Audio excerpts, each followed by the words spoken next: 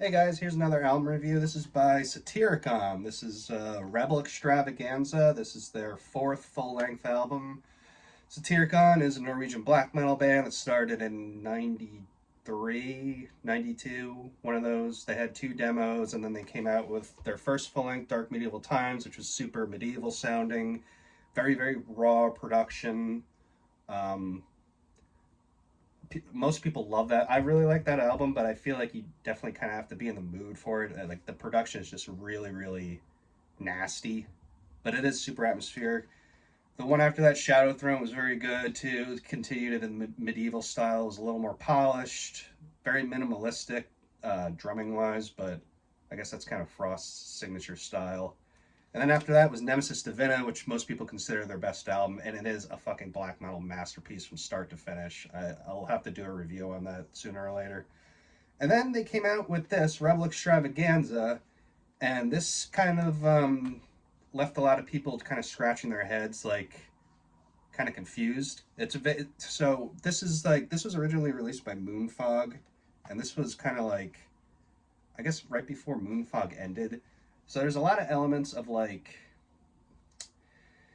kind of like Dot Heimsgard, Thorns, just kind of like weirdness, almost industrially a little bit.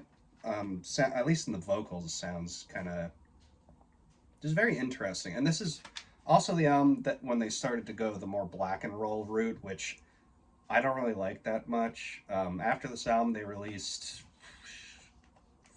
five full lengths, and one of which I like. I like, and the others, well, two of which I liked, and the others I are just I don't know. I'm not into the black and roll ACDC sounding like catchy chorus bullshit, but this sounds really interesting because Frost's drumming is just fucking out of control. Whether it's the blast beats or the double bassing, the speed he reaches, and then the endurance. I mean, just the end of fucking the Scorn Torrent with the blasting and the held out riff is like one of the fucking most badass parts in black metal, period. Like that song is, well, that part in that song is just absolutely incredible.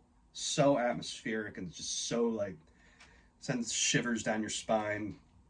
And then you have songs like the first one, Tide and Bronze Change, which has like Tide and Bronze Chains, which has like 10 billion riffs. It's a pretty cool song. There's a lot of crazy fast double bass. There's some blast beats in the middle. But again, the riffs are a little more starting to lean to the black and roll thing, which is fine. It works as long as like you're left with something of like extremeness. After all, this is supposed to be like extreme metal or an aspect of it, right? So the drumming kind of makes up for it for the most part. And then you have songs like Primeval Renaissance, which is very sounds very like just like Dark Throne, which is pretty cool. It reminds me kind of Do Some Hater Good off the album before this. It's just like signature like mid-tempo blast beats like Dark Throne style, and there's even some cool like cello in the background towards the end. um, Filth Grinder you have is their single, or yeah, I guess it was the single off this. They play that live all the time. It's a very good song. Weird riffs, very weird. I guess that's what I wanted to say. There's a lot of like dissonant, almost, well, like I said, Thorns, Dot Heimsgard, even like kind of like Deathspell Omega, kind of a little avant-garde sounding shit on here. And there's a couple of like filler songs like Rhapsody and Filth and Down South Up North. That's cool. It's just like a minute or so, like interlude. Havoc Vulture is a very anthemic black and roll song. It's okay. Again, the only thing that kind of keeps me interested the whole time is the drumming, because the drumming, again, the double bass on here is just like, what the fuck, man? Like, Supersonic Journey is a good example of just Frost's capability with the fucking blast beats. I mean, it's just like insane. And the riffs on that song are really fucking good too, just like straight up black metal. And then after that, A Moment of Clarity, very good song, very weird song. Again, bordering on like avant garde, uh, very like weird songwriting, but it's interesting and it's pretty cool. The vocals throughout here are very good. Yeah, but yeah, I like this album a lot. it's kind of like their last really, really good album. I'd probably give this an 8 out of 10.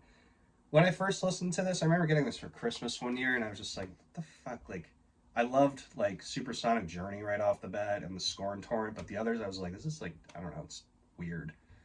But it's aged well over time. I still enjoy this album. Um, yeah, and then after that, they went on to do, like, Volcano and now Diabolical, and it's just like, I don't know. I mean, everyone has their opinion, but so anyway, this is a good album. A little long, but a very good album. Like I said, 8 out of 10. Check this out. This is Rebel Extravaganza by Satyricon. So check this out, and I'll catch you later.